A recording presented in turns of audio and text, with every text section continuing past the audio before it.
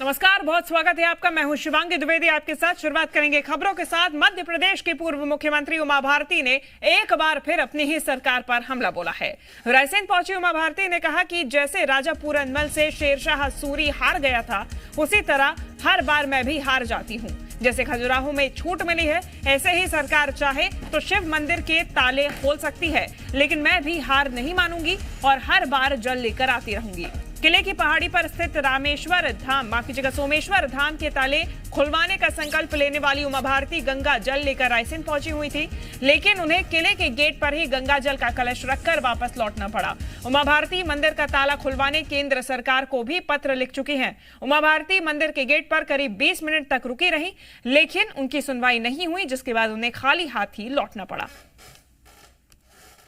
जैसे शेरशाह सूरी से पूरनमल हार गए थे, मैं हर बार यहाँ से हार के लौट जाती हूँ और क्योंकि मैं मर्यादाओं में बंधी हुई हूँ और गंगा मैया निराश लौट जाती हूँ। तो मैं पहले भी गंगा मैया रख गई थी, आज भी मैंने सब जगह बात की। मैं नाम नहीं लूंगी उनके जिनसे मैंने बात की सबसे, कि देखो कुछ भी दिक्कत नहीं, आप चाहो तो अब भी सुबह बोलोगे तो शाम तक फाटक खुल जाएगा, लेकिन अब तो यहीं से बंद कर दिया गया, वो ताला डाल दिया गया, मतलब हम ऊपर ही नहीं जा पाएंगे किले पे। देखिए ना, शेरशाह सूरी आज तक प्रभावशाली बना हुआ है। तो इसलिए मैं यहीं पे गंगा जल रख के और गंगा माँ से ही प्रार्थना करती हूँ कि वही रास्ता निकालेंगी। चलिए, खबर क्या है इसकी भी जानकारी आपको दे देते हैं। उमा भारती ने शिव मंदिर के ताले खुलवाने का संकल्प लिया हुआ है। उमा भारती एक बार फिर गंगा जल लेकर शिव मंदिर पहुंची हुई थी। यहाँ पे उमा भारती को किले के मुख्य गेट पर ही रोक दिया गया। मुख्य गेट पर गंगा जल का कलश रखकर उन्हें वापस लौटना पड़ा। मंदिर के ताले खुलवाने के लिए केंद्र सरकार को उमा भारती पत्र लिख चुकी हैं। पुरातत्व विभाग के अधीन रायसेन के ऐतिहासिक किले में शिव मंदिर स्थापित है। यहीं पर जल चढ़ाने का आग्रह उमा भारती कर रही हैं। नियम के अनुसार सूर्यास्त होने के बाद स्मारकों को बंद कर दिया जाता है। ऐसे में इस किले को भी बंद कर दिया गया था, जिसके बाद उमा भारती यहां पर पहुंची हुई थी और उन्हें अंदर नहीं जाने दिया गया। अपनी ही सरकार में बेबस नजर आ रही है उमा भारती, जहां उनकी सुनवाई नहीं हो रही है।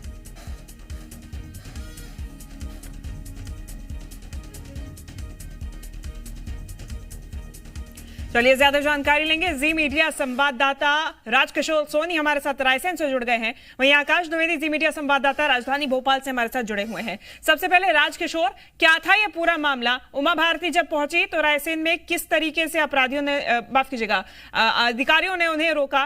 क्या कुछ वहां पे घटना घटी? जी बिल्कुल, मैं बता दूं। आप ये जो मेरे पीछे देख रही हैं, ये है रायसेन का ऐतिहासिक किला। इसी पे शिव मंदिर है जो पुरातत्व विभाग के अधीन है। उमा भारती पिछले 3 बार से लगातार यहाँ आ रही हैं, लेकिन उन्हें शिव मंदिर पर जल चढ़ाने की अनुमति नहीं मिल पा रही है, क्योंकि ये शिव मंदिर जो है पुरातत्व विभाग के अधीन है और उसमें ताला लगा हुआ है। उमा भारती का साफ कहना है कि जैसे इस किले पे राजा पूरनमल शेरशाह सूरी से हार गया था, ठीक उसी तरह मैं भी इस जो है प्रयास में हार गई हूँ और अभी तक मुझे सफलता नहीं मिली है और मैं ये चाहती हूँ कि इसके ताले जो है मंदिर के शीघ्र ही खुले। मैं आपको बता दूं कि इस पे ताले खुलने की जो है प्रक्रिया जब पंडित प्रदीप मिश्रा की कथा हो रही थी उस समय से उठी है और उसी समय उमा भारती आई थी। उसके बाद 2 बार और आ चुकी हैं।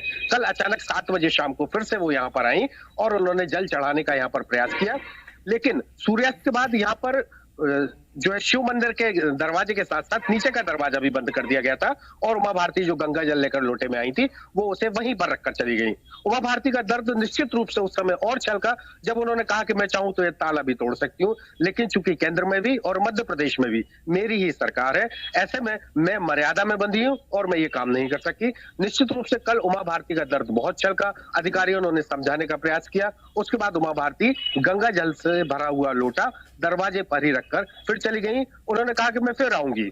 उन्होंने इस संबंध में केंद्र सरकार को पत्र भी लिखा है।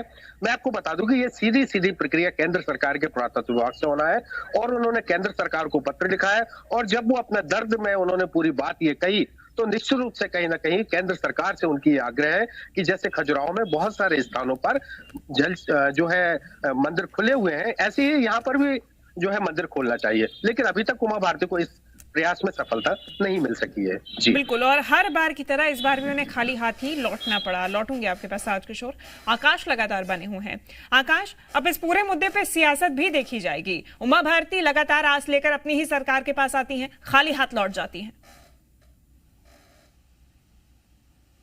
दरअसल उमा भारती अपनी सरकार से बेबस नजर आ रही हैं, उनकी उपेक्षा हो रही है और विपक्ष इसी बात को सियासी मुद्दा बनाता है। पहली मर्तबा नहीं है, इसके पहले भी उमा भारती की कई ऐसी मांगे रही हैं जो पूरी नहीं हो पाई हैं और रायसेन की मंदिर का मामला पुराना रहा है। तीसरी मर्तबा है जब उमा भारती यहां पर जल चढ़ाने पहुंची लेकिन जल नहीं चढ़ा पाई और उन्होंने जो तुलना की है कि शेरशाह सूरी से जिस तरीके से बार बार वो हार जाते थे उसी तरीके से उमा भारती भी हार जा रही हैं। यानी कि अपनी सरकार से क्या उमा भारती हार रही हैं? क्या अब आस नहीं बची है? चाहे वो हम शराबबंदी की बात करें या फिर अन्य अवैध रेत खनन को लेकर बात करें या अन्य मामलों की बात करें, उमा भारती अपनी सरकार को लेकर हमेशा से ही मुखर रही हैं और रायसेन के मंदिर को लेकर भी उन्होंने जो बात कही है उससे उनके दर्द को समझा जा सकता है कि अगर वो चाहे तो यहाँ का ताला। राजपाल सिसोदिया जी हमारे साथ जुड़ गए हैं। राजपाल जी से ही सवाल कर लेते हैं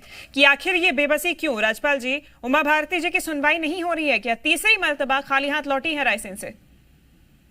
देखिए, मंदिर की आचार संहिता होती है और विशेष करके जहाँ पुरातत्व की संपत्ति होती है वो उसके पुरातत्व के अपने नियम कानून होते हैं और ये जो उनका बयान है वो कोई हार या जीत का बयान नहीं। कुल मिला के ये है कि वो चाहती थी कि जल चढ़ाने का वो करना चाह रही थी पर समय चुकी मंदिर का उस समय बंद होने का था तो वो बंद हो चुका था। लेकिन राजपाल जी, जब पिछले साल उमा भारती पहुंची थी तब पुरातत्व की तरफ से गेट तो खुले हुए थे, किले का गेट खुला था लेकिन मंदिर का गेट नहीं खुल पाया था, उसके क्या नियम?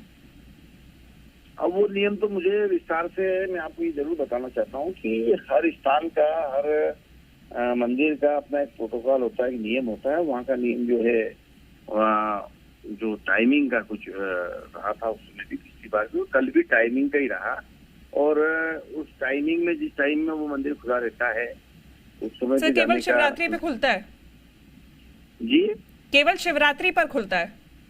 हाँ, वो शिवरात्रि पे खुलता है मंदिर और जब शिवरात्रि यही तो आस है राजपाल जी उमा भारती जी की कि जैसे खजुराहो में मंदिर खोल दिए गए यहाँ भी खोल दे ताकि वो जल चढ़ा सके। सुनवाई नहीं हो रही उनकी? नहीं, उनकी सुनवाई नहीं। कुल मिला के पुरातत्व तक ये बात पहुंचा के और इसको प्रॉपर ट्रीट करने का काम करना पड़ेगा तो हो जाएगा। ऐसा कोई बहुत बड़ा विषय ये नहीं। ठीक है राजपाल जी, लौटूंगे आपके पास में। आनंद जाट जी हमारे साथ जुड़ गए हैं कांग्रेस से। आनंद जी, उमा भारती जी एक बार फिर से गुहार लगाती हुई नजर आई, अपनी ही सरकार में बेबस नजर आ रही है, क्या कहेंगे कांग्रेस? उमा भारती जी जो हैं भारतीय जनता पार्टी के लिए जिस प्रकार से तारणहार बन सकती हैं, किसी असली मुद्दे को दबाने के लिए छद्म मुद्दों को सामने लाती है। इससे पहले आपने देखा कि इस प्रकार से शराबबंदी के लिए उन्होंने आंदोलन किया। एक पूर्व मुख्यमंत्री जो है शराब की दुकानों पर पत्थर फेंकती हुई भी नजर आई और मध्य प्रदेश में शराब बंद नहीं हुई उसके पहले उन्होंने जो अपनी हिडन एजेंडा था वो पूरा होते ही मुख्यमंत्री के ऊपर फूल बरसा दिए। तो ये केवल जो है असली मुद्दों से ध्यान भटकाने की राजनीति है।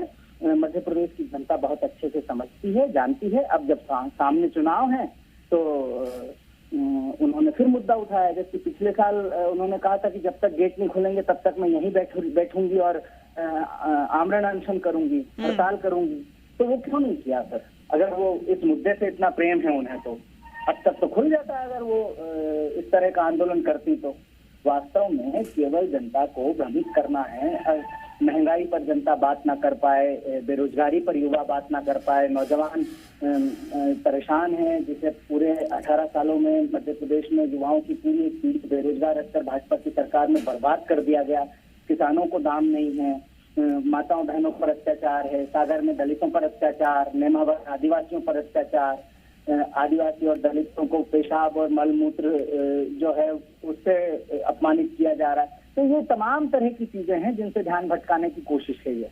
ठीक है, यानी कि मिली जुली राजनीति है ध्यान भटकाने के लिए। फिलहाल आनंद जी धन्यवाद आपका, राजपाल जी आपका भी धन्यवाद हमारे साथ चर्चा में जुड़ने के लिए। राजकिशोर आपका भी धन्यवाद तमाम जानकारी के लिए। आकाश आप बनी रही है हमारे साथ। तो देखिए राजनीति जारी है मुद्दे पर।